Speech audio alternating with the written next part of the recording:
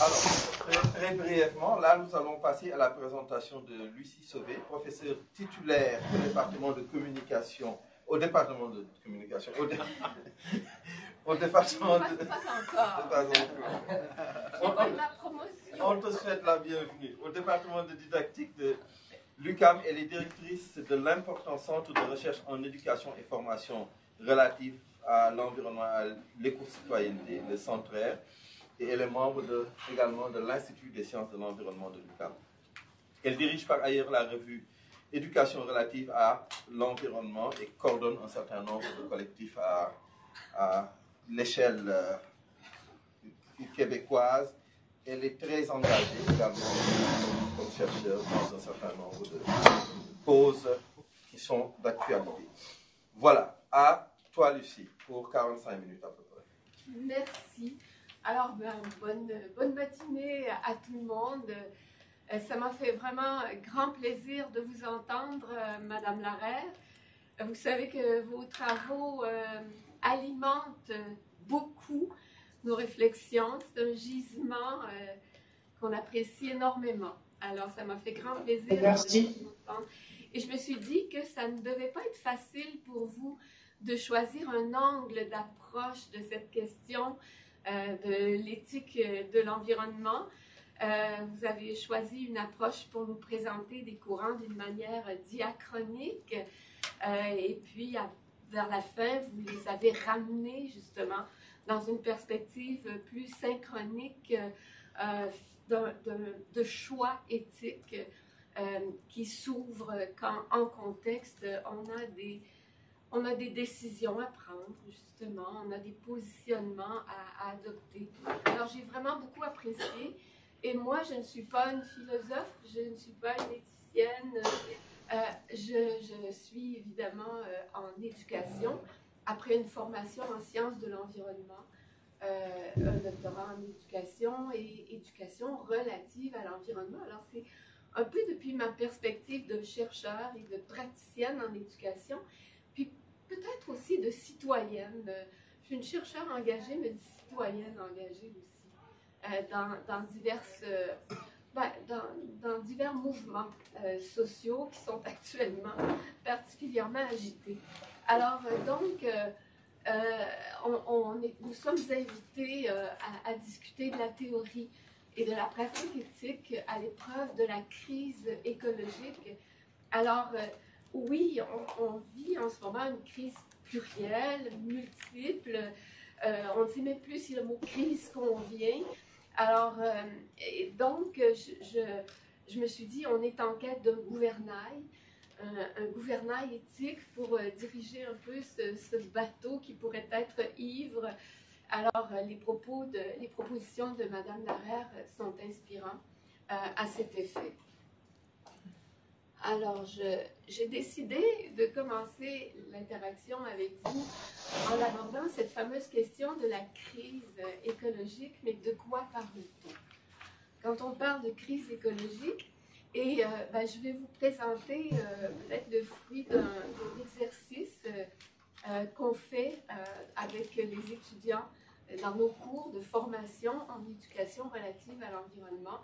Alors moi, j'aime bien les inviter à nous partager une, deux, trois images qui représentent ce qu'ils considèrent comme étant la crise écologique actuelle. Alors, je vais vous présenter en quelques diapositives un peu un tour d'horizon des aspects de cette crise-là qui émergent. Alors, donc, c'est du photolangage.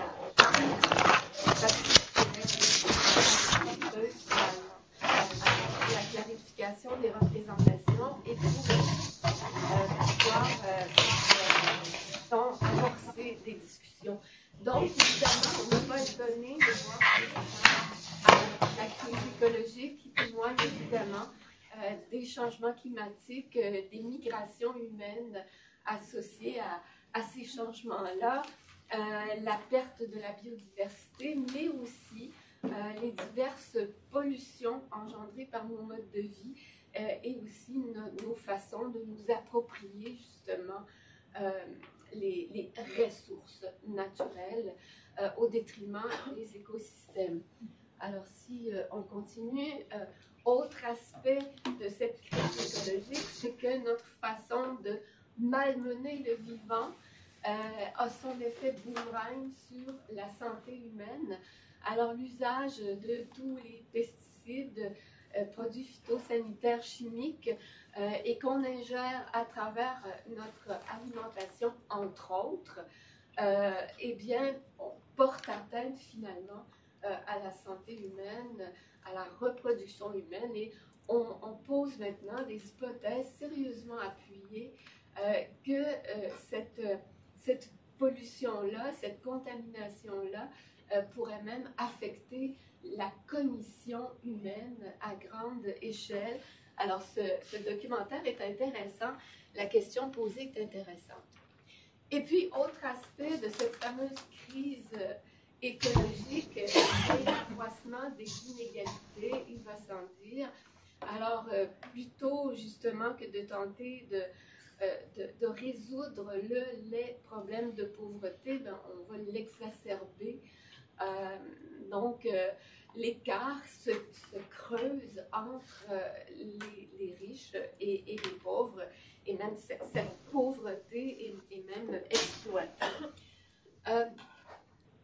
Autre image de la crise, ben, que sont devenus nos marchés où on allait chercher de quoi s'alimenter, et ben, c'est devenu des colonnes de chiffres, des tableaux qu'on regarde au téléjournal malgré nous tous les jours, et on ne comprend pas vraiment à quoi correspondent ces colonnes de chiffres et ces flèches qui montent et qui descendent, mais c'est devenu une réalité qui s'impose comme allant de soi. Autre image de cette crise, eh bien, l'invasion de la barbarie, finalement, sur la scène politique. Et devant les difficultés que notre humanité rencontre, la solution qui est apportée est celle de l'accroissement de l'armement et celle de la construction des murs et évidemment d'un totalitarisme qui s'impose et la mise à mort, malheureusement, de beaucoup d'opposants et de journalistes. Alors, et pendant ce temps-là, autre image de cette crise, c'est la fuite, le déni, l'inaction de nos décideurs politiques qui, évidemment, ne saisissent pas ces réalités-là et continuent comme si le développement durable, défini comme par l'ONU même, comme la croissance économique soutenue. Autre image de la crise contemporaine, eh bien, cette fuite, finalement, en réaction ou en lien avec ces diverses facettes du problème qu'on examine, eh bien, il y a, oui, la fuite. On se laisse aspirer par le siphon du monde virtuel qui nous connecte et nous déconnecte à la fois. Alors, donc, le grand vertige du monde virtuel. Et bon, ce qui est éprouvé de plus en plus, ce que nous éprouvons de plus en plus, ce qui est éprouvé, eh bien, c'est ce qu'on appelle l'anxiété, qui est désormais dans à peu près tous les discours. Et on parle aussi de l'éco-fatigue, c'est-à-dire qu'on en a marre d'entendre parler à travers les médias de ce face à quoi on réagit ou subit. Alors, et on va parler de solastalgie, c'est-à-dire cette anxiété qui est générée par le fait de se rendre compte de la dégradation de nos modes de vie. Donc, ce n'est plus la nostalgie de lieux qu'on a connus et auxquels on voudrait retourner, mais c'est cette solastalgie, cette détresse face à la détérioration de ce monde que nous habitons ici et maintenant. Alors, Alors évidemment, devant le poids de toutes ces réalités, bon, il y a bien sûr, il y a la fuite, mais il y a aussi l'exaspération, il y a aussi la révolte et l'indignation, la dénonciation, et de plus en plus des mouvements se lèvent pour justement réagir face à l'inaction des décideurs. Alors, on apprend à prendre la parole, on apprend à manifester de toutes sortes de façons, on apprend à participer aux consultations publiques, mais sans être dupe qu'il y a là aussi dans les consultations en fait, il pourrait y avoir une certaine manipulation de ce qu'on appelle la démocratie. Alors, on s'y engage. On s'engage donc en réaction contre ces agressions, cette détérioration du monde, mais on s'y engage aussi parfois de façon plus silencieuse. On s'y engage dans l'invention de mondes nouveaux, ce qu'on peut appeler la transition, les phénomènes d'agroécologie, les économies de partage, etc. Donc, ici, on s'engage sans tambour ni trompette, on ne s'engage pas dans la réaction, la dénonciation, on s'engage dans la création d'un monde nouveau. Et aussi, face à la situation que il y a la dénonciation, la révolte, et il y a la création collective d'un monde nouveau, mais beaucoup la quête d'une spiritualité. On dirait qu'on a réhabilité la quête spirituelle qui avait été jusqu'ici enfermée dans le monde religieux. Alors, on réhabilite la spiritualité, on est en quête de sens, et évidemment, les courants éthiques dont on parlait, Madame Larère, tout à l'heure, font partie, évidemment, de cette réflexion. Donc, on redécouvre les valeurs de care, justement, de la solidarité, de la connexion. Alors, et un très bel ouvrage qui a été écrit par Dominique Bourg en réaction, justement, contre le constat du marché contre l'humanité. Ça a été son ouvrage, quoique antérieur, qui s'intitule « Une nouvelle terre », donc pour une nouvelle relation au monde. Et la voie qu'il ouvre est celle de la spiritualité, de la quête de sens. Alors, c'est là que s'ouvre la question de, devant ce monde dans lequel nous nous retrouvons, eh bien, quel gouvernant éthique peut-on trouver? Je vous ai présenté un certain photolangage tout à l'heure et j'invite aussi les étudiants ou les participants à donner un titre à chacune des 12 photos qu'on a vues, au montage de photos qu'on a vu tout à l'heure. Et je apporter un titre, une expression qui résume chacune des photos. Et c'est un exercice de synthèse, tout comme la recherche d'images est un exercice de synthèse. Le fait de trouver un titre à chaque collage, à chaque diapositive est un exercice de synthèse. Et on se rend compte finalement que quand on met les 12 titres un après l'autre, on a comme une espèce de récit du monde. Et c'est fabuleux de comparer les récits du monde de tous les participants. Je n'avais pas le temps de vous apporter différents récits, mais ça m'anime beaucoup. Quel gouvernail éthique, c'est la grande question. Et S'il te plaît, je vais prendre la peine. Catherine, est-ce que vous pourriez couper votre micro, s'il vous plaît? Est-ce que je peux quoi? Couper le micro. Couper le micro? Est-ce que vous avez la possibilité de couper le micro? Parce que ça fait du bruit de fond. Ça fait écho. Attendez, ouais, je pense. Mais je ne sais pas si je ne vais pas tout éteindre. Ah. Non. Non? Ok, super. C'est bon. Excellent. Alors donc oui, quand on recherche mais quel gouvernail éthique pourrait nous aider à naviguer dans tout ça, Ben, c'est là qu'on rentre vraiment dans un très grand vertige, le vertige de la réflexion éthique en matière d'environnement. Puis le vertige pourrait commencer même à se poser la question, mais qu'est-ce que l'environnement? Catherine a ouvert sur l'exploration des concepts d'écologie versus environnement. On n'abordera pas ça maintenant, parce que là, ce serait tout un autre échange. Alors, la première question qu'on peut se poser, mais existe-t-il des valeurs environnementales, proprement environnementales?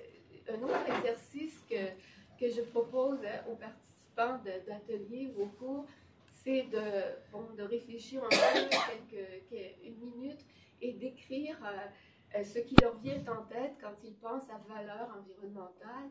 Puis évidemment, ce qu'on va retrouver, c'est les valeurs de respect, de responsabilité, de solidarité. Puis là, on se demande, mais est-ce que ce sont, à proprement parler, des valeurs environnementales? Donc, c'est un moment de réflexion. Alors, on commence par se poser la question, mais finalement, qu'est-ce qu'une valeur? Est-ce que le respect est une valeur? Est-ce que le respect n'est pas plutôt une attitude? Alors, quelle serait la valeur pour laquelle on adopte cette attitude du respect? Alors, qu'est-ce qu'une valeur?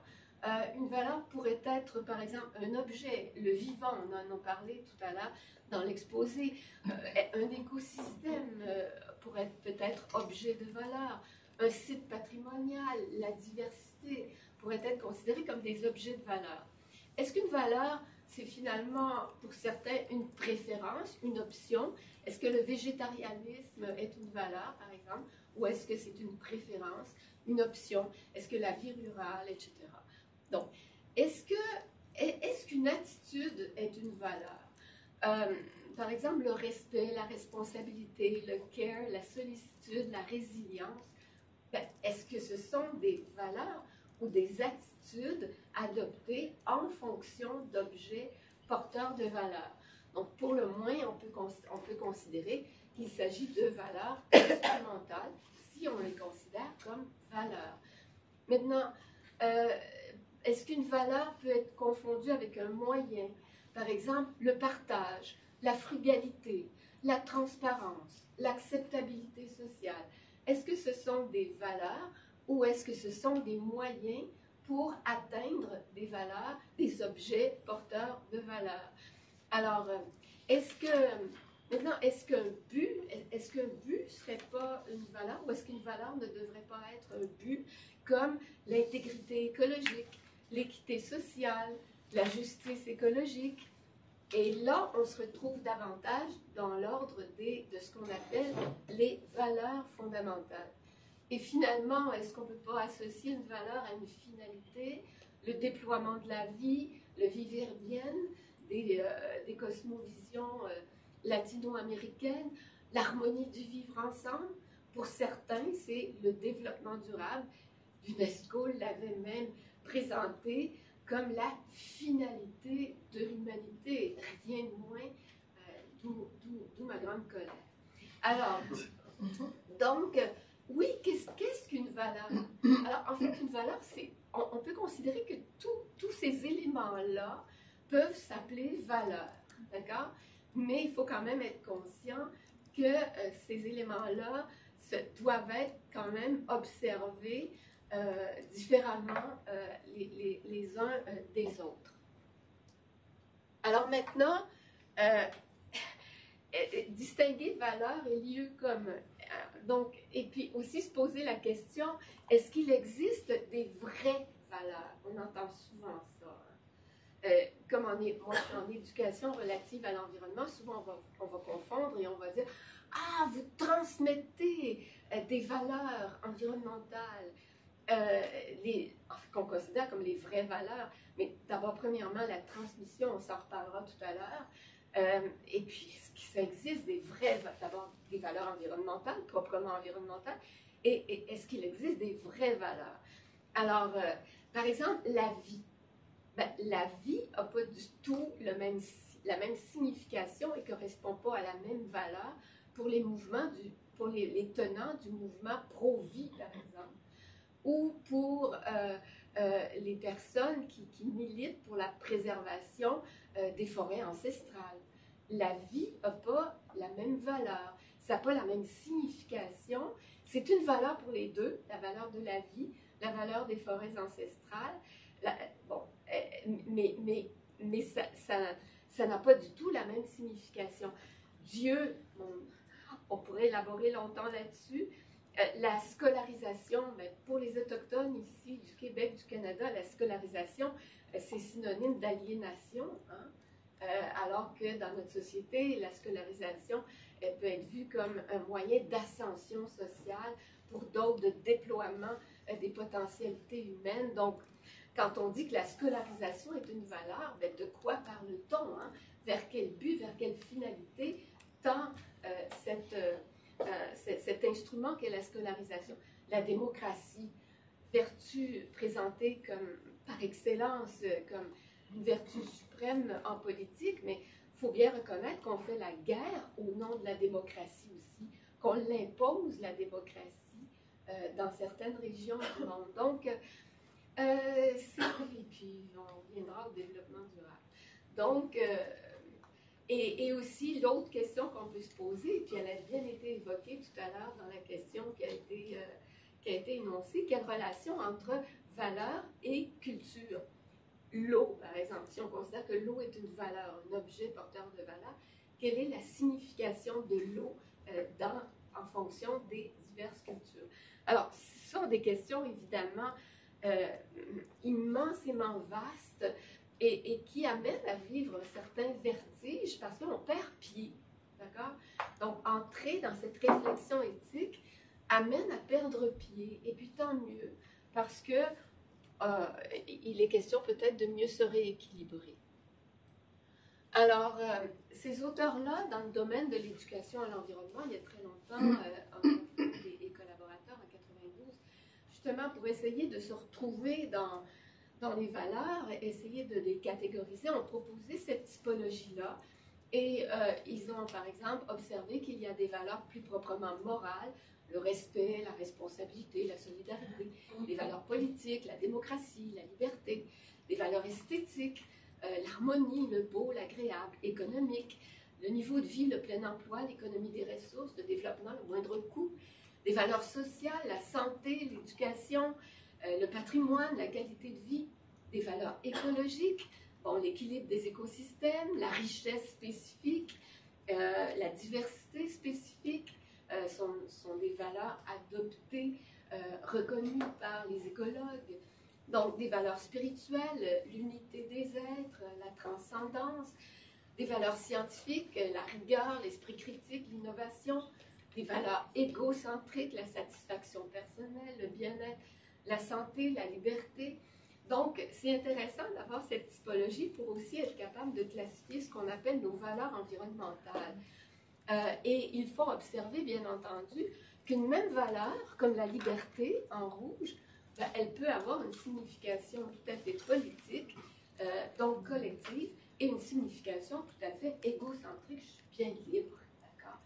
Alors, même chose pour la santé, une préoccupation tout à fait sociale, collective, un commun, mais aussi très égocentrique. Par exemple, moi, je mange bio pour ma santé. Alors que si on pourrait, disons, consacrer notre énergie, notre engagement à promouvoir une agriculture biologique pour la santé collective et la santé des écosystèmes. Donc, ces valeurs-là sont interprétées de différentes façons. Et c'est là qu'évidemment, on prend conscience qu'une même valeur peut légitimer différentes postures, différentes décisions. L'austérité, par exemple, c'est une valeur qui a été prônée par notre écologue à nous, notre écologiste aussi, Pierre Dansereau. L'austérité joyeuse, qui est finalement une économie de la décence, de la suffisance. Mais par contre, l'austérité est une valeur promue dans nos systèmes politiques néolibéraux pour sabrer dans les services publics. Même chose, une même décision peut relever de différentes valeurs. par exemple, quand il y a eu l'enjeu du développement du port pétrolier à Cancuna, qu'on a fini par abandonner, eh bien, l'a-t-on abandonné de la part, en tout cas, du politique, parce qu'il n'y avait pas d'acceptabilité sociale et qu'on avait débucelé aussi des failles dans l'analyse scientifique qui avait permis de justifier ce projet-là. Mais aussi, en fait, ce pourquoi militaient les citoyens mobilisés à Cancuna, ben, c'était pour le respect de l'intégrité des écosystèmes. Et on a vu brandir des pancartes où on pouvait lire « Je suis beluga », par exemple. Donc, développement d'une identité écologique. L'abandon du nucléaire, ben, ça finit par coûter trop cher, le nucléaire, ou bien ça porte atteinte à la pensée à la santé des populations. Alors, on peut analyser comme ça les situations à la lumière des valeurs et de la signification des valeurs pour les porteurs. Tout à l'heure, on a évoqué cette fameuse crise politique qu'on vit au Québec en ce moment. Est-ce que c'est la crise des barrages, des voies ferrées? Est-ce que c'est une crise de revendication de l'autonomie des Autochtones sur leur territoire? Est-ce que c'est une crise écologique parce que ce pourquoi militent, se défendent les Autochtones, c'est non seulement l'atteinte à leur territoire, mais l'atteinte à ce tissu vivant qui nous unit à la nature. Donc, je trouve que l'étude de cas de cette crise politique qu'on vit en ce moment serait fabuleuse dans une démarche éthique. Alors, TransCanada est d'ailleurs un des partenaires du projet de pipeline qui est contesté en Colombie-Britannique. Et TransCanada, c'est cette même compagnie qui voulait passer son pipeline sur les terres du sud du Québec. Alors, TransCanada avait distribué des tracts dans tous les foyers de la vallée du Saint-Laurent pour faire valoir leur vertu, quoi, et montrer à quel point ils avaient des valeurs fondamentales et qui rejoignaient finalement, qui respectaient la population, donc digne d'acceptabilité sociale, mais finalement, ce qu'ils recherchaient, c'était l'acceptation sociale.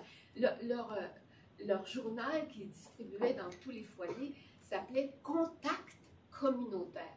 Déjà, dans « Contact » et « communautaire », c'est chargé de valeur. Et évidemment, ce qu'on lisait dans ce dépliant de 4 pages, c'était les valeurs d'accessibilité, de réactivité, de collaboration avec les municipalités, de responsabilité, qu'on veut donc faire attention aux impacts, de cohérence, d'innovation, de respect, de fiabilité, d'engagement. Alors, c'est vraiment de la vertu à l'état pur, d'accord? Ces valeurs dont la compagnie TransCanada s'est revendiquée. Alors, là, on vient beaucoup de parler de valeurs. Hein? Maintenant, on a vu qu'une valeur n'avait de sens qu'en contexte et n'a de sens que dans le système éthique dans lequel elle s'inscrit. Donc, une valeur en elle-même, c'est intéressant de l'examiner, mais elle n'est chargée de sens, elle n'est porteuse que dans le système éthique dans lequel elle s'inscrit. Et c'est là qu'on est appelé à examiner les deux pôles de ce domaine de réflexion sur les valeurs, le pôle de la morale et le pôle de l'éthique. Donc, intéressant de constater que la morale, finalement, peut être associée à l'idée d'un code. On va parler d'une morale sociale, une prescription sociale à laquelle on va davantage répondre. Tandis que l'éthique pourrait être vue dans un point de vue de processus. L'éthique, elle se construit, d'accord? Et on va y revenir d'ailleurs à cette construction collective de l'éthique. D'un côté, le comportement, la morale qui va induire des comportements socialement acceptables de bon garçon, bonne fille, j'apporte mon sac à l'épicerie parce que je suis une bonne fille, ou encore l'éthique va plus nous amener vers ce qu'on va considérer comme la conduite, c'est-à-dire un agir réfléchi. Alors, la morale fait souvent référence à des valeurs extrinsèques, elles sont données socialement, qu'intrinsèques à des valeurs dites objectives. Elles ont été, dans le fond, elles ont été chosifiées, ces valeurs-là. L'éthique nous amène plus à tout un travail de subjectivité et d'une subjectivité collective aussi. La morale va plus être du côté des valeurs instrumentales. L'éthique nous amène davantage du côté des valeurs fondamentales. Du côté de la morale, on va beaucoup parler de transmission. Du côté de l'éthique, de construction. Justement, la morale ayant chosifié les valeurs, l'éthique étant un projet sans cesse inachevé et à poursuivre ensemble. C'est très binaire. Ce que je viens de présenter là, ça se discute infiniment, mais bon, pourquoi pas prendre connaissance de cette proposition-là, qui est une synthèse d'une recension d'écrit, peut-être justement, si on en avait le temps, examiner à quel point on est d'accord ou en désaccord avec cette vision du pôle de la morale et du pôle de l'éthique. Alors, l'éthique, oui, c'est un système de valeurs. C'est un système de valeurs choisi, clarifié, organisé, qui répond à une certaine vision du monde. D'ailleurs, l'éthique est une discipline de la philosophie. Et on peut considérer l'éthique comme un gouvernail pour naviguer en contexte mouvant. Parce que justement, l'éthique n'est pas un donné, mais est une construction collective en fonction des réalités avec lesquelles on interagit. Alors, qu'en est-il maintenant de l'éthique de l'environnement? C'était fabuleux d'entendre tout à l'heure Mme Larère nous exposer différents courants éthiques et d'une manière diachronique à travers le temps. Je pense que très rapidement, on peut examiner le champ de l'éthique de l'environnement. En fait, utilisons le mot environnement pour le moment, tout en sachant qu'on pourrait le discuter, mais énormément. Alors donc, il y a des éthiques de l'environnement, évidemment, centrées sur l'être humain, donc de type soit égocentrique, anthropocentrique, l'espèce humaine, sociocentrique sur le groupe social. Si le pôle, c'est la vie, ben alors on a des éthiques de d'ordre biocentrique. Et si le pôle se retrouve plus, non pas seulement l'humain ou la vie, mais l'éthique est centrée sur les systèmes de support à la vie, là on a des éthiques de type écocentriste, centrées sur l'ensemble des êtres vivants et non vivants en relation avec eux. Et on oublie beaucoup cette éthique cosmocentrique que les peuples autochtones ou les peuples latino-américains nous amènent à considérer davantage. Donc, où là, c'est centré sur le holos, la terre-mère, le cosmos, finalement. Cette éthique-là, disons, ça serait intéressant d'analyser les propositions de Baruch Spinoza, par exemple, au regard de cette vision cosmocentrique qu'il n'a pas lui-même du tout analysée dans cette perspective-là. Parlant d'éthique cosmocentrique, justement, on a les éthiques des peuples autochtones. On sait que cette conception de la terre-mère est inscrite dans la constitution même de Bolivie et de l'Équateur. La terre-mère est une entité globale. Et il y a un tribunal juridique pour défendre la terre-mère également. Donc, évidemment, c'est une inspiration fabuleuse que cette intégration de la terre-mère avec sa valeur intrinsèque dans une constitution nationale. On est très loin de ça, nous autres aussi au Québec et au Canada. de ce type de constitution-là. Mais c'est inspirant. Ça ne veut pas dire que ça va pour autant très bien dans les dynamiques sociopolitiques dans les pays qui ont de telles constitutions, mais au moins le fondement, les assises sont là dans la Constitution, puis on peut espérer qu'avec le tribunal de la terre-mère qui coexiste avec l'inscription de la terre-mère dans la Constitution, ben, il y aurait peut-être lieu à un moment donné de réveiller tout ça avec quelque chose qui peut ressembler à ce qu'on a au Québec, le Centre québécois du droit de l'environnement, par exemple.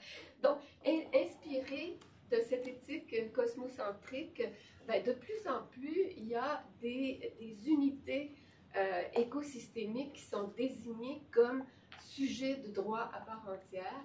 Donc, ces fleuves qui sont maintenant considérés dans diverses juridictions nationales comme des sujets de droit. Par exemple, en Inde, le Gange, le Yamuna, en Nouvelle-Zélande,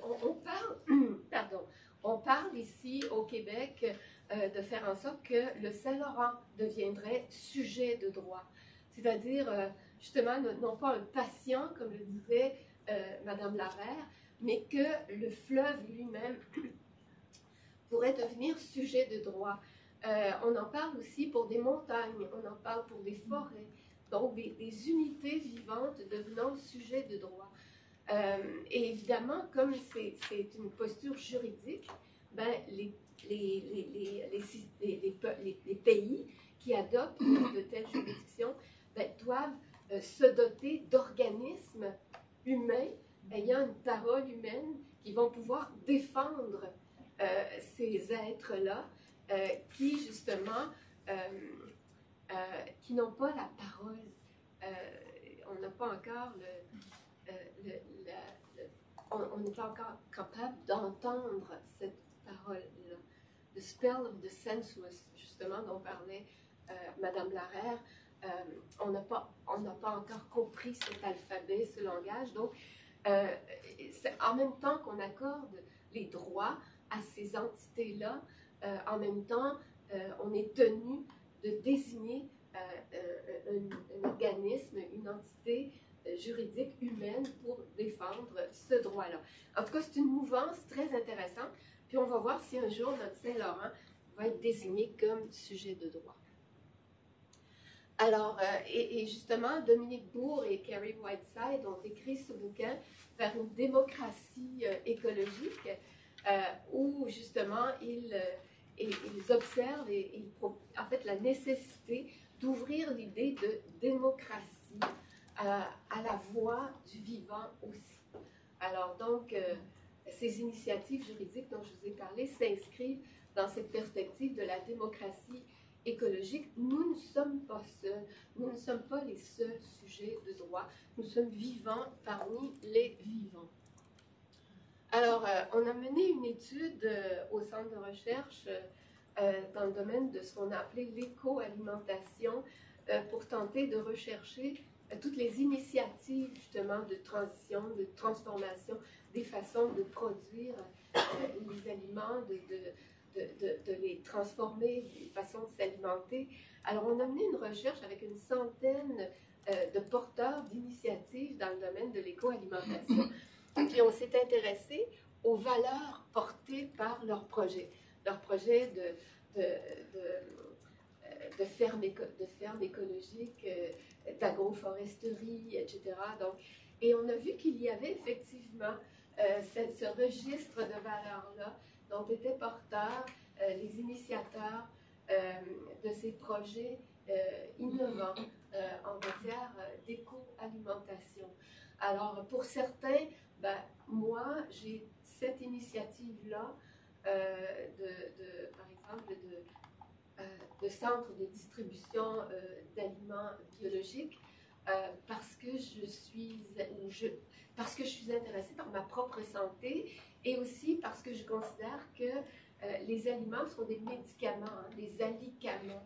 Donc, on va s'intéresser à la nourriture et à la production biologique de cette nourriture-là dans une perspective sanitaire.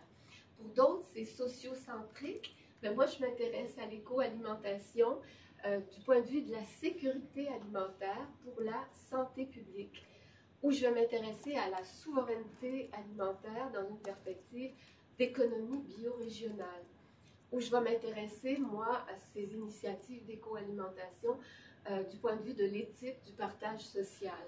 Pour d'autres, moi, je m'intéresse à l'éco-alimentation dans une perspective biocentrique. Je m'intéresse au respect des animaux, je m'intéresse à la souffrance animale, je m'intéresse à la lutte contre les organismes, contre la manipulation génétique du vivant. D'autres vont dire, ben moi, je m'intéresse à l'éco-alimentation dans une perspective plus écocentrique. Oui, la santé humaine, individuelle et collective, mais aussi la santé des écosystèmes.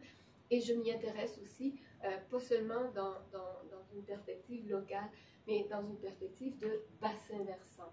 Alors, c'est intéressant parce qu'on a pu analyser les fondements, en fait, les motivations et les valeurs dont étaient porteurs ces personnes-là. Évidemment, quand on pense aux éthiques de l'environnement, mais il y en a tellement une panoplie. Madame Larère en a souligné plusieurs. Alors, on ne va pas s'y attarder, mais le registre des éthiques de l'environnement est assez fascinant, dans le fond, comme objet d'analyse et aussi comme pôle de référence aussi. Alors donc, ici, dans un des articles qui vous a été proposé, il y a une espèce de classification, mais extrêmement sommaire, incomplète, de différentes propositions éthiques et qui pourrait servir de base justement pour en discuter et l'enrichir, parce que la classification est extrêmement sommaire ici. Alors, et tout à l'heure, Madame Larère a parlé de l'éthique de Baird Callicott, l'éthique du proche. Puis je vous dirais que c'est souvent un gouvernail pour moi, l'éthique du proche, parce que Baird Callicott, entre autres, parmi les éléments de sa proposition, il va observer que quand on a un choix éthique à faire et que on ne sait plus finalement qu'est-ce qui serait plus judicieux, ben, il suggère finalement cette éthique du proche où on va choisir cette responsabilité à l'égard de ce dont finalement on est en premier lieu responsable. Alors, parce que vouloir sauver la planète, c'est impensable. Alors, par où je peux commencer? Par ce qui m'est proche, par ceux qui me sont proches et par ceux qui m'est proche. Donc, pour moi, c'est un gouvernail aussi. Alors, bon, on n'entrera pas dans l'éthique du développement durable. Je trouve que c'est une proposition qui fait partie du problème qu'on prétend résoudre, d'accord? Mais on va passer cette longue discussion. Alors, il y a d'autres propositions éthiques, évidemment, que celles qu'on a mentionnées jusqu'ici. L'éthique de la responsabilité de Hans Jonas, qui finalement est une éthique du futur. On a une grande fascination du futur dans nos sociétés, dont témoigne la proposition du développement durable, pourvu que ça dure également. Donc, l'éthique du futur, on va agir maintenant pour plus tard. C'est quand même une posture qui n'est pas du tout celle que portent les peuples autochtones. Donc, les peuples autochtones vivent davantage dans une écologie du temps où le passé, le présent et le futur sont reliés. Et nous, on a cette fascination pour le futur. Hans Jonas aussi met de l'avant l'éthique de la peur. Alors, on a peur, on ressent une angoisse, donc c'est un moteur et ça peut être un ressort. Et c'est ainsi qu'il en parle, l'éthique de la peur. Donc, l'éthique de la responsabilité d'Hans Jonas est une proposition intéressante, peut-être, comme toutes les propositions, à mettre à distance critique et à examiner sa portée en contexte. L'éthique de l'impossible, c'est une proposition intéressante de Florence Aubenas et Miguel Benassayag. L'éthique de l'impossible existe comme un lien commun entre toutes les situations de résistance, d'innovation. Dans l'alternative, aujourd'hui, apparaît cette molécule commune à la sphère sociale et à la sphère privée, ne pas céder à l'impossible. Et dans cette quête, dans cette posture-là, la recherche de sens est la seule source de tous les possibles à venir. Alors, pourquoi pas, hein? Pourquoi pas l'éthique de l'impossible? Et puis, on ne peut pas parler d'éthique sans faire un certain détour du côté de l'amour, hein? Souvent, on va dire, vous travaillez en éducation relative à l'environnement, vous allez transmettre l'amour de l'environnement. Bon, transmettre, on y reviendra. L'amour de l'environnement, si moi je vis à côté de la mine Osisko à Malartic, je ne pense pas que je puisse aimer mon environnement. Qu'est-ce qu'on veut dire quand on dit aimer l'environnement? De quoi parle-t-on? Alors, c'est là que non seulement il y a le grand vertige de la grande spirale dans laquelle nous attire la réflexion éthique, mais à propos de quoi? Mais de quoi parle-t-on quand on parle d'environnement? Bon, dans ce grand registre des éthiques centrées sur l'amour, et Mme Laverre en a parlé, l'éthique du care, l'éthique intergénérationnelle, l'éthique de la souffrance, le pathocentrisme, par exemple. Donc, intéressant de creuser cette idée d'amour, et d'amour de quoi? Alors, voilà. Donc, l'éthique de la reliance, qu'a beaucoup porté Arne Ness dans l'éthique de l'écologie profonde, qui a été très mal comprise d'ailleurs. On a associé l'écologie profonde aux pratiques de Earth First, où on était prêt à assassiner des populations humaines pour sauver, en fait, dans cette espèce de vision où le mal, c'est l'humanité. Mais on a vraiment très, très mal compris l'éthique de Arne Ness et son éthique de l'écologie profonde. Et Arne Ness s'inspire beaucoup de Baruch Spinoza et qui mérite d'être lu à la lecture de notre vécu et de nos préoccupations environnementales. En fait, c'est une éthique de la reliance, et il va aller parler jusqu'à l'éthique de la joie, l'éthique du bonheur, ce qui est ressenti dans la reliance fondamentale de notre être, dans ce tissu de l'être auquel on appartient. Là, écoutez, c'est un grand vertige ontologique, éthique, mais vaut la peine de relire Baruch Spinoza, et peut-être à travers l'interprétation qu'en a fait Frédéric Lenoir dans son ouvrage. Donc, oui, l'éthique de la reliance, et on en a parlé tout à l'heure,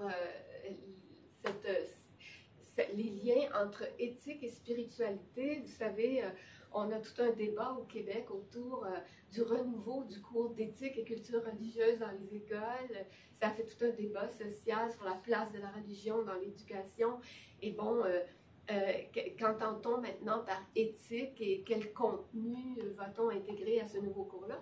Il y a justement une consultation cet après-midi à Montréal du ministère là-dessus, alors à laquelle je vais tenter peut-être d'aller prendre la suite des choses.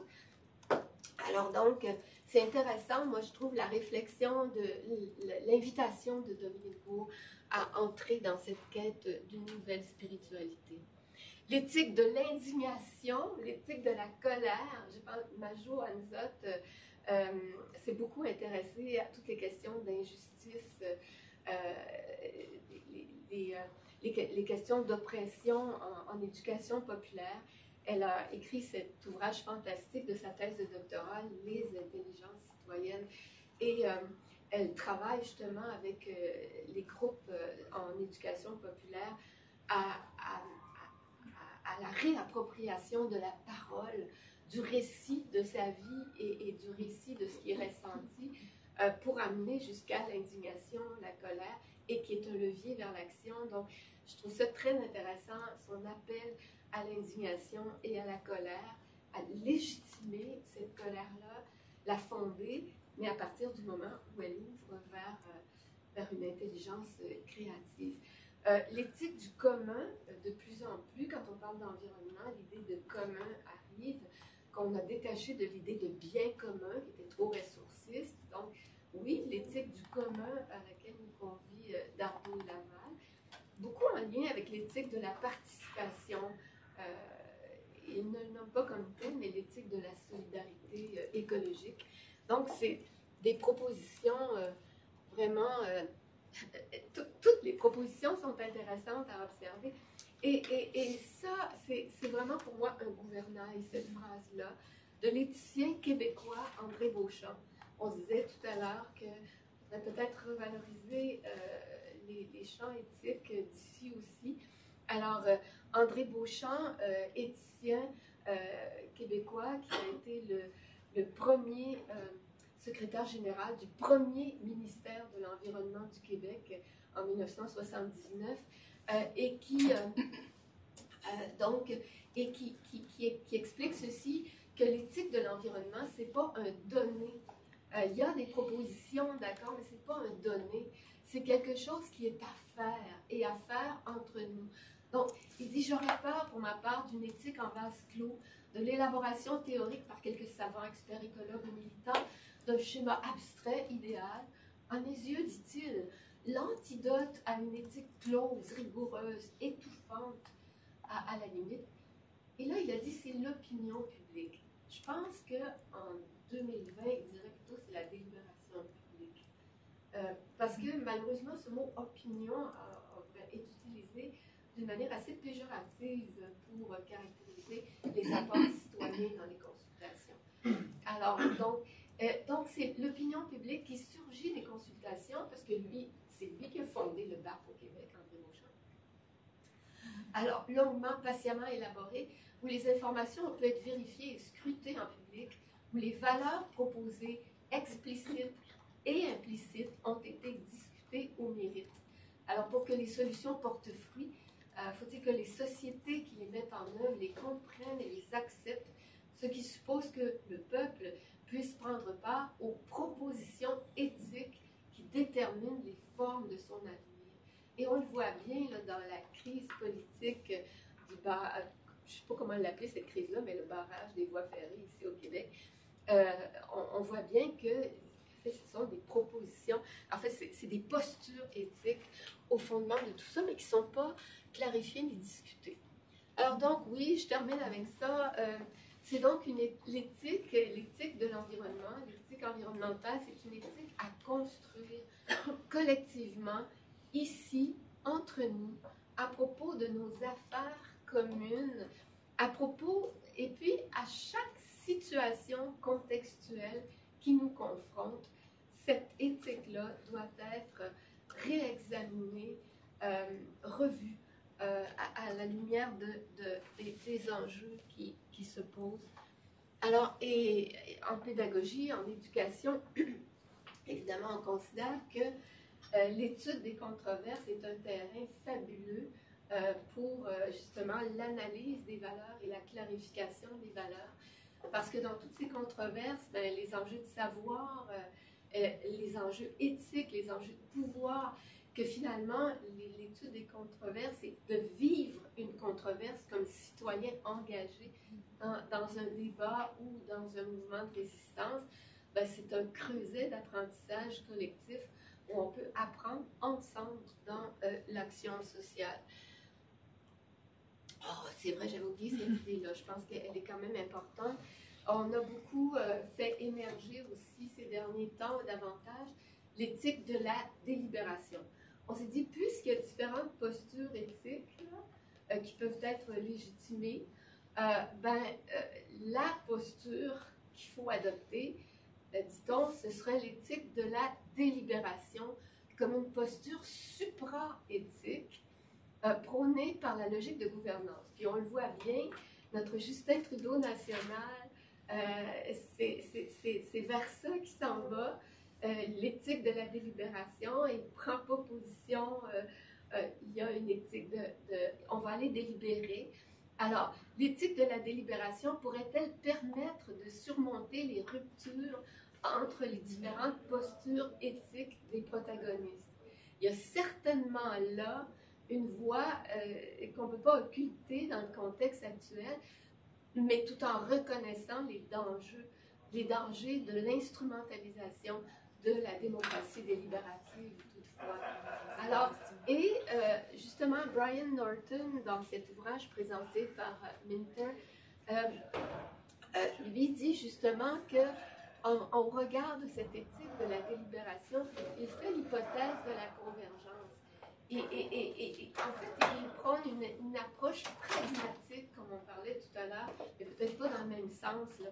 Une approche pragmatique de l'éthique de l'environnement pour l'élaboration de politiques publiques pourrait favoriser la construction d'un consensus malgré les différentes valeurs.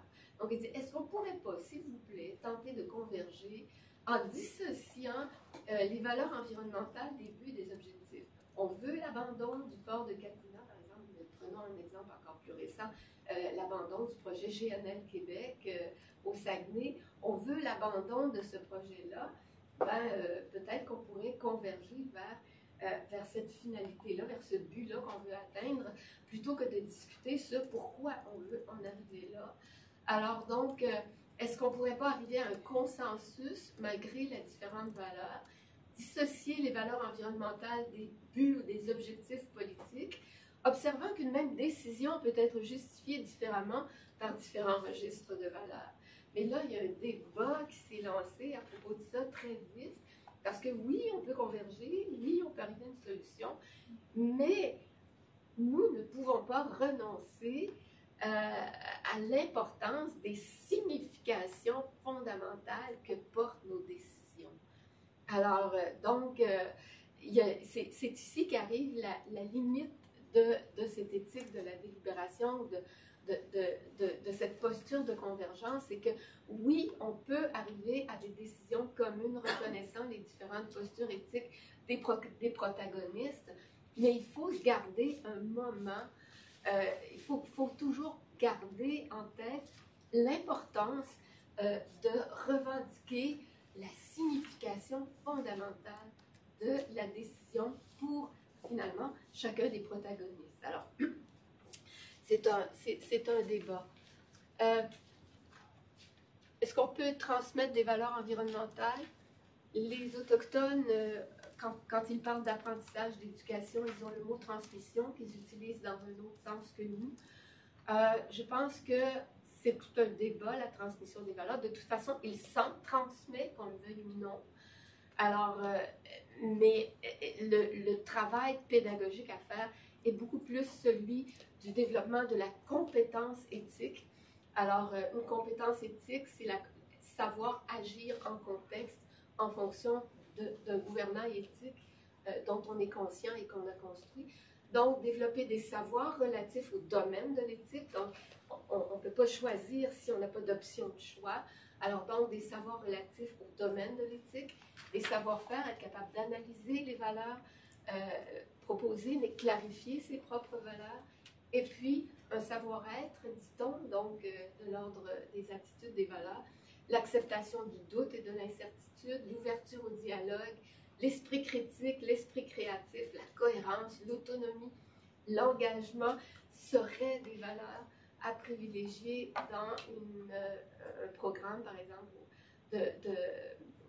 d'éducation à l'éthique de l'environnement. Mais on reconnaît que dans cette énumération-là, cette énumération elle-même est très chargée de valeurs. Donc, je pense qu'il faut le reconnaître et être capable de les clarifier. Donc, être capable de saisir qu'une valeur n'a pas de signification en dehors du système éthique, du système de valeurs dans lequel elle se situe, donc de l'éthique dans laquelle elle s'installe. Elle doit être examinée au regard de contexte et elle fait appel à la cohérence. Je pense que c'est des messages en éducation aux valeurs environnementales. Finalement, c'est ma dernière diapo. L'éthique de l'environnement, mais on se rend compte que c'est un projet de vie, c'est sans cesse inachevé, sans cesse. C'est un chantier social ouvert. Alors, et qui nous interpelle à des rencontres comme aujourd'hui où on examine les différentes possibilités, puis on sait qu'on est à la recherche d'un gouvernail. On verra quel gouvernail sera adopté pour la résolution de nos grandes crises sociales. Mais nous, on sera conscients qu'on a une signification derrière nos postures. Voilà. Merci beaucoup. Merci grandement, Lucie. Alors, nous allons laisser la primeur à Alexia Pilon. Une réaction à chaud. Merci beaucoup pour la présentation. Cette idée-là de projet de vie de chantier social, c'était très présent dans la présentation, même dans les lectures qu'on vous avait fournies. Puis dans un de vos textes, là, vous avez parlé là, de prise de décision davantage basée sur une gestion de risque que sur la promotion d'un projet sociétal. Oui. Quelque chose qui m'a énormément troublée, sur lequel j'ai passé 15 minutes à fixer ma page. Oui. Et puis, ça m'a amené à réfléchir à cette idée-là, en fait, de est-ce qu'on ne prend pas des décisions sociales basées davantage sur la gestion de risque parce qu'on n'arrive pas à se définir un projet social? C'est tellement ça. C'est tellement ça. Et c'est grave qu'on prenne des décisions sur la gestion de risque, mais en fait, c'est au regard aussi du principe de précaution, d'accord? Mais qui lui-même peut être interprété de différentes façons. Donc, souvent, on va faire une gestion de risque, mais sans justement appliquer ce principe de précaution jusqu'au bout. Par exemple, là, on va implanter la technologie 5G, hein? On la revendique, mais on est en train d'accepter une expérimentation in vivo sur toute notre humanité. Et là, on va nous dire, mais ça va être fabuleux la technologie 5G, parce qu'imaginez, la recherche médicale va faire des pas de géant, mais en retour, quel impact aura la technologie 5G sur la santé de notre humanité? Alors, oui, voilà, c'est troublant. Parce que vous parlez aussi de compétences environnementales, puis vous abordez aussi, je pense que c'est dans le même texte, là, cette acquisition de la sensibilité environnementale par l'expérience de son environnement. Puis je me demandais si justement cette compétence environnementale-là ne devait pas passer par potentiellement des réflexions sur la finalité de la société ou quel but est-ce qu'on veut se donner en tant que société. Voilà. OK. C'est ça. Peut-être dans une... Mais c'est à peu près dans la même veine. Je fais un détour par mon domaine qui est plus la santé. On va reprocher souvent au domaine de la santé d'avoir comme acquis un genre de statut de guide moral dans les sociétés plus laïques. Ou est-ce qu'on partit dans un projet d'acculturation où la santé devient la quête, la finalité, même si on la définit jamais. Mais elle est toujours intrinsèquement bonne, la santé, de par son corps. Puis j'avais comme l'intuition que le domaine de l'environnement commençait à prendre cette place-là, où il y a bon comportement qui, je veux dire, protège l'environnement ou qui est éthiquement bon au niveau de l'environnement. Puis je me demandais, est-ce qu'il n'y a pas un danger donc de proposer ou d'universaliser un seul projet au nom de l'environnement, au nom de ce qui est intrinsèquement bon maintenant qui est l'environnement? C'est la première question, mais en lien avec ça, je vais en poser une dernière. Est-ce que, quand on parle d'éthique environnementale commune, je me demande de quelle communauté est-ce qu'on parle? Est-ce qu'on parle au niveau local, régional, national, continental? Puis comment est-ce qu'on peut découper ces groupes-là pour adopter une éthique là, de groupe?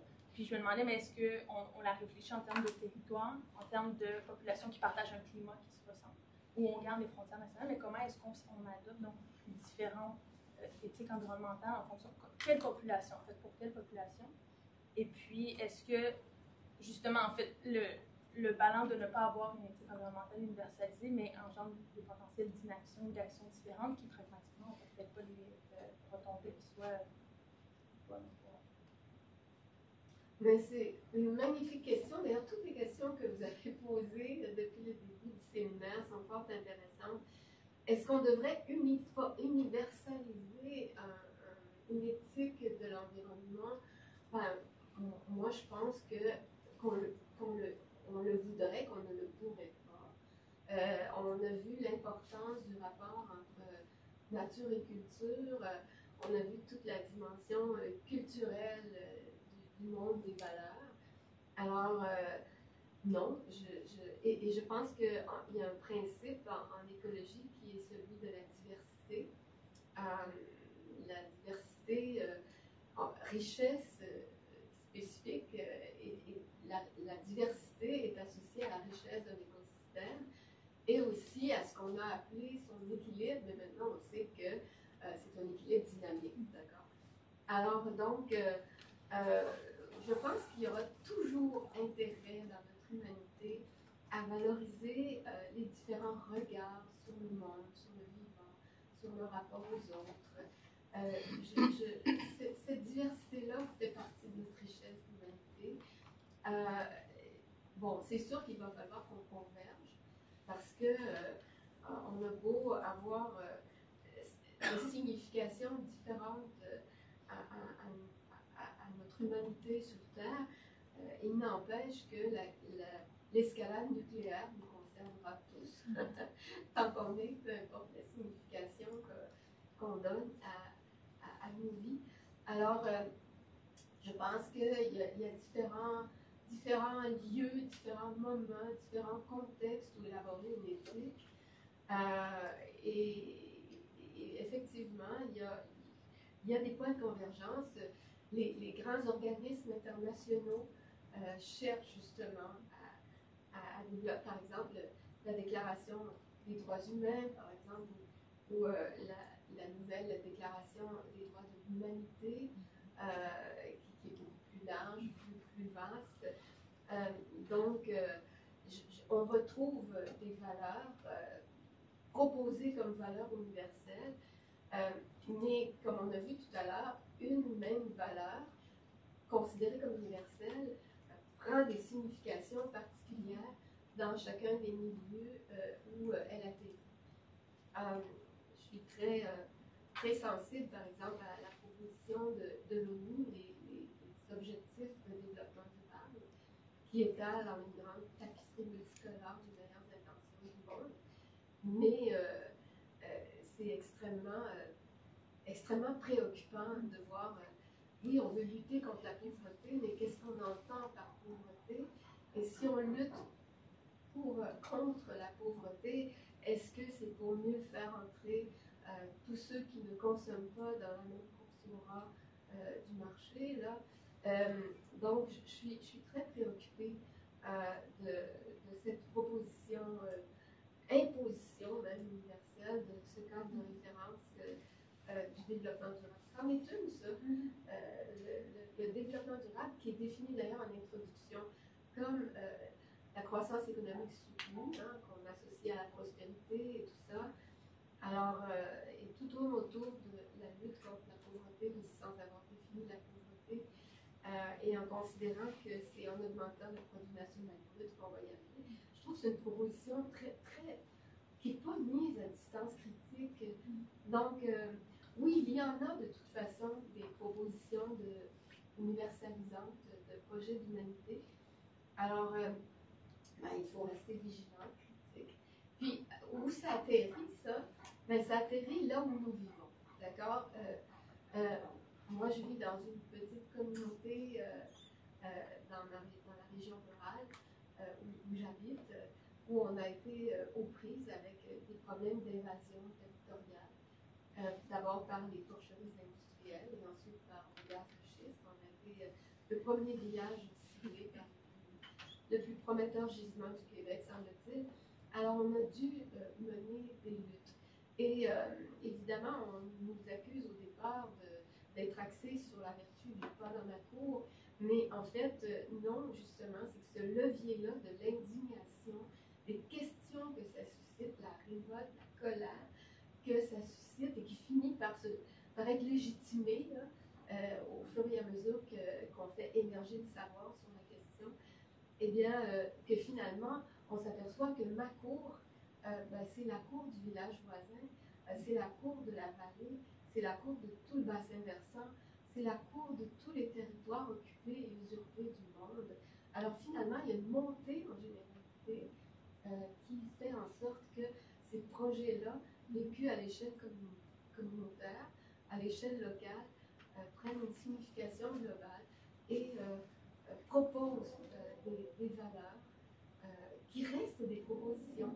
C'est celles que nous adoptons, mais nous les légitimons dans une montée en généralité et nous les assumons, nous les avons choisis, clarifiés, nous les assumons, nous les exprimons et voilà. Mais c'est tout. C'est ce qu'on peut, c'est là où on peut travailler. Merci, Lucie, pour ta réponse. Je vais voir, parce qu'il fait tard à Paris, si Catherine, oui. Est-ce que, Catherine, vous aurez une question? Oui. Je suis désolé, je vais être obligé de partir, il faut que je rende la salle. Oui. Si vous voulez, j'aurais peut-être moins des questions que des remarques à faire. Bon, j'ai été très impressionné par la volonté d'ouverture et de pluralisme, justement, et que de prendre en charge la diversité des valeurs, la diversité des éthiques, tout en insistant sur le travail d'élaboration et d'engagement dans la construction d'une éthique. Alors, à partir de là, j'aurais deux remarques à faire. J'ai quand même été étonné que dans ce tableau assez large, et justement avec la référence à Spinoza, que Spinoza ne soit lié qu'à Arnonès, et qu'il ne soit absolument pas question de Deleuze et Guattari, de Gilles Deleuze et Félix Guattari, puisque Deleuze est un des grands spinozistes du XXe siècle, et que Félix Guattari est l'auteur des 3 écologies. Et je pense que dans la perspective que vous avez, dans cette perspective de conciliatrice et d'essayer de s'ouvrir à la pluralité, je pense que la conception qu'a Guattari d'une écologie qui soit environnementale, sociale et mentale, je pense que la dimension de l'écologie mentale manque quand même dans votre approche, surtout que Guattari montre à quel point la dimension éthique, s'il y a une dimension éthique dans l'écologie, c'est parce qu'il y a une écologie mentale et pas seulement un lien entre le social et l'environnemental. C'est-à-dire, si on veut sortir du dualisme, je pense que l'écologie mentale de Guattari qu'il emprunte à Bateson est importante. Donc j'étais un peu étonné que Spinoza soit cité et qu'il soit référé uniquement à Naès et pas à Deleuze-Guattari. La deuxième remarque que j'ai faite, moi j'ai trouvé la question sur à quel niveau on se place tout à fait pertinente et je l'aurais volontiers posée parce que il me semble que dans votre présentation c'est quand même un peu irénique, hein. C'est un peu, on va tout concilier. Il y a quand même beaucoup de conflits, il y a beaucoup de divergences, et il y a des divergences au sein de l'environnement et pas seulement entre, disons, les ennemis de l'environnement et ceux qui y font attention. Donc, je me demande si j'ai envie de vous dire, où croyez-vous qu'il y a des conflits et où croyez-vous qu'ils sont? Et vous avez raison, les conflits, c'est le creuset dans lequel nous évoluons, n'est-ce pas? Et pour avoir été engagée dans plusieurs moments de mouvance sociale très intense, j'en ai l'expérience personnelle très vive. Alors, mais merci pour vos commentaires. Effectivement, dans les raccourcis, comme vous savez, d'une présentation très brève, on ne peut pas faire, disons, référence à l'ensemble de tous les sujets, de tous les angles. Donc, j'ai évoqué, j'ai à peine évoqué Baruch Spinoza et je l'ai associé à Arnonès à propos de la reliance. Mais j'aurais pu effectivement l'ouvrir beaucoup. Moi, je travaille beaucoup avec les 3 écologies de Félix Guattari, parce que je vous dirais qu'on en a même fait une boussole pédagogique de ça dans nos travaux. Alors, je l'apprécie beaucoup. Et l'écologie de soi, en fait, qui est l'écologie mentale, on l'associe beaucoup à l'authenticité, à l'intégrité, à la cohérence. Et je pense que ça fait effectivement partie du travail éthique et en lien avec ce qu'on peut appeler globalement le travail de clarification des valeurs environnementales. Mais j'aime pas beaucoup cette expression clarification des valeurs environnementales pour toutes sortes de raisons. Donc vous avez raison, on est appelé à faire toutes sortes de raccourcis comme ça. Alors maintenant, à quel niveau je pense qu'il faut quand même reconnaître qu'on a un désir d'une action à un niveau plus global, plus porteur, mais n'empêche que le premier niveau auquel on est confronté et où on a une possibilité de choix, d'action, c'est quand même celui dans lequel on est immergé, soit par exemple comme citoyen dans une communauté, ou comme professeur dans une université ou à l'intérieur de notre syndicat, on tente de se donner un projet environnemental et qu'on accompagne les jeunes dans les mouvements jeunesse de revendication en fait, contre l'inertie des gouvernements et pour une transformation du monde, où que l'on soit, c'est là d'abord que se pose la question d'analyser les valeurs auxquelles on est confronté et de choisir et de clarifier les nôtres. Après, le désir d'universalité, je veux dire, de toute façon, les propositions universelles, de valeurs universelles existent, c'est intéressant de les analyser. Il y a Ricardo Petrella qui en a proposé un, il y a l'UNESCO qui en propose, et là, la Déclaration des droits de l'humanité par votre ex-ministre de l'Environnement, donc pour l'instant, le nom m'échappe. Qui est Nicolas Hulot? Non, c'est une femme. Corinne Lepage? Oui, Corinne Lepage, qui a proposé sa charte des droits de l'humanité. Ouais. Ce sont des propositions intéressantes. Et là, ce matin, j'ai pas eu le temps d'ouvrir sur les propositions des cosmovisions autochtones qui sont extrêmement intéressantes aussi. Alors, le Ubuntu en Afrique du Sud, le Vivir Bien chez les Latino-Américains. Alors, je pense que l'important, c'est le pôle justement, dans l'écologie du soi et qui ouvre vers l'écologie de l'autre et du monde. Mais je pense que c'est d'abord de clarifier qui je suis ici, sachant que les valeurs dont je porte, elles sont socialement construites aussi.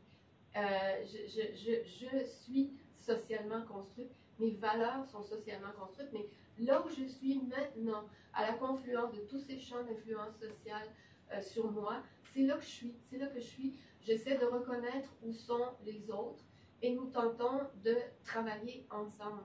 Et il faut y arriver. Sauf que oui, convergence, mais sans abdiquer jamais la signification fondamentale des choix pour chacun, la reconnaissance de la signification du choix pour l'autre, l'affirmation du choix, du sens du choix pour moi, ce qui ne nous empêche pas d'être capable de travailler ensemble. Mais vraiment, on a ouvert un espace infiniment vertigineux avec cette invitation à participer à ce séminaire et puis avec des exposés un peu en raccourci. Donc, vous avez raison, Madame Larère, de souligner les dangers de ces raccourcis. Merci beaucoup. Je vais être obligée de vous dire au revoir. Je suis obligée de rendre la salle. Merci beaucoup. Et merci donc, à vous. Je vous remercie vraiment de l'invitation. C'était une après-midi passionnante, enfin une matinée pour vous, une après-midi pour moi. Et merci beaucoup et j'espère que nous aurons d'autres occasions de débattre. Sans aucun doute. Merci beaucoup. Merci à vous. À bientôt. Merci, bonne journée. Au revoir. Bonne journée. Alors, merci beaucoup. Raymond, est-ce que vous auriez une question éventuellement?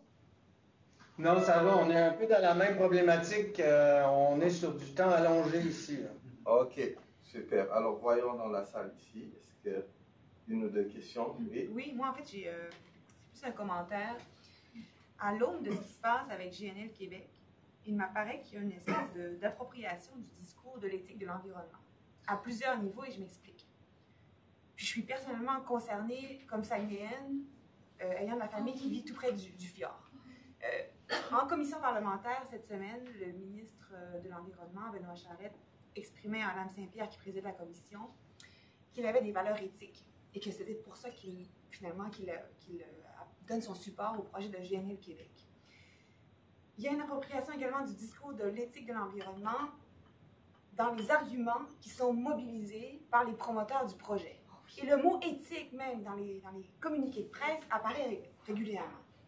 Et il y a 2 jours, Richard Martel, qui est député conservateur de Chicoutimi-le-Fjord, personnalité très connue, qui milite pour une espèce de nouvelle organisation qui s'appelle Je crois en ma région, mais qui est une organisation de relations publiques maquillée pour GNL Québec, s'exprimait en nom de la Radio-Canada, où il disait que finalement le gaz transporté dans le fjord de Saguenay, finalement, pourrait sauver des tonnes de CO2. Sauver l'humanité. Et qu'il avait, comme député conservateur fédéral, une posture éthique. Alors, c'est un discours qui m'apparaît dangereux et que les partisans, en tout cas les promoteurs du projet, semblent s'approprier.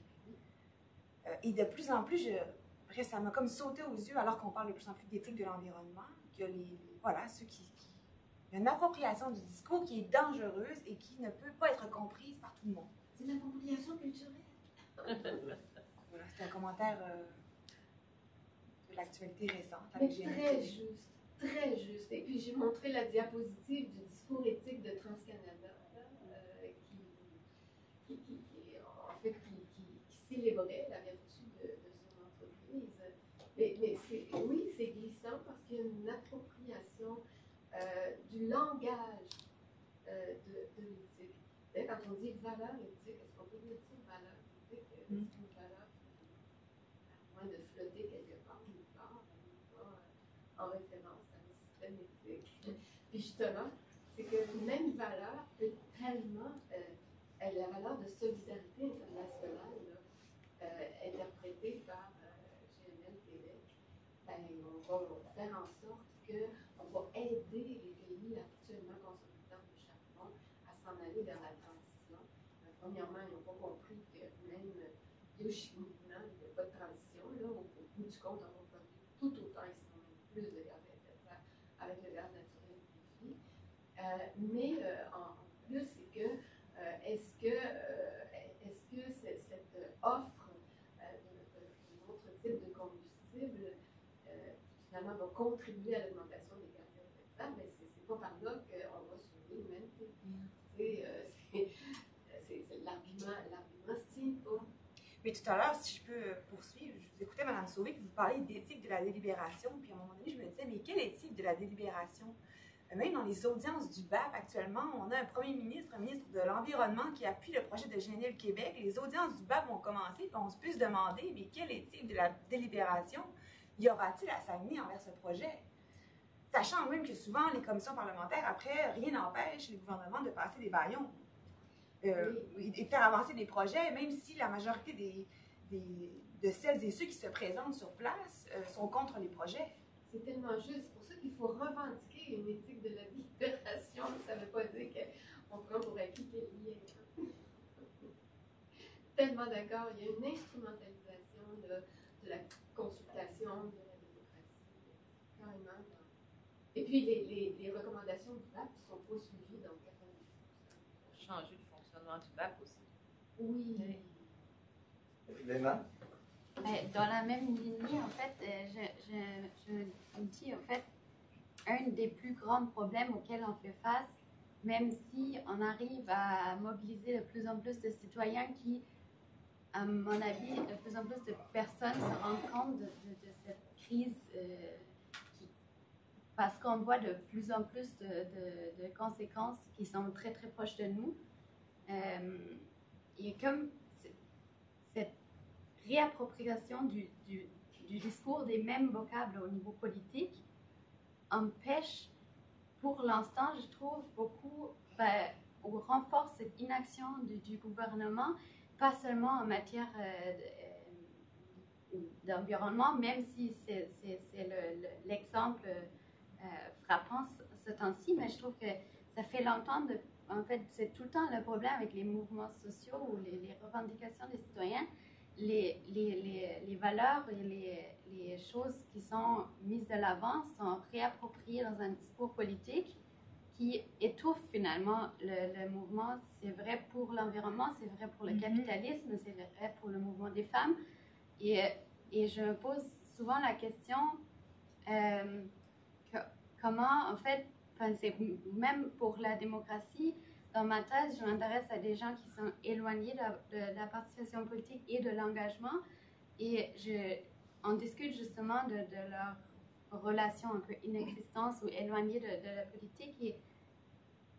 Et ils ont une conscience civique, ils veulent changer les choses pour les gens, mais il y a une incapacité d'agir qu'ils ressentent. Ça sert à rien que je m'engage, de toute façon, rien ne va changer. Ce qui me trouble profondément, si même les gens qui sont engagés n'arrivent pas à changer les choses, qu'est-ce qu'on fait? Parce que finalement, ça fait plusieurs années qu'on essaie de changer et on dit oh, il y a de plus en plus de mouvements sociaux et de plus en plus de gens qui ont conscience. Les commandes suivantes pour gérer la conférence sont disponibles. Revenir à la réunion, appuyez sur la touche dièse. Pour modifier le mode de modération, composez le 1. Couper ou rétablir le son de votre micro, composez le 2. Pour contrôler le volume de votre ligne, composez le 3. Pour changer l'affichage de fenêtre, composez le 6. Pour autoriser un accès à la réunion, composez le 7. Couper ou rétablir le son de toutes les lignes à l'exception de la vôtre, composez le 9. The following commands to manage the conference are available. To return to the meeting, press the hash key. To modify moderation mode, press 1. To mute or unmute your microphone, press 2. To control the volume of your line, press 3. To change the display of window, press 6. To authorize access to the meeting, press 7. To mute or unmute microphone of all lines except yours, press 9.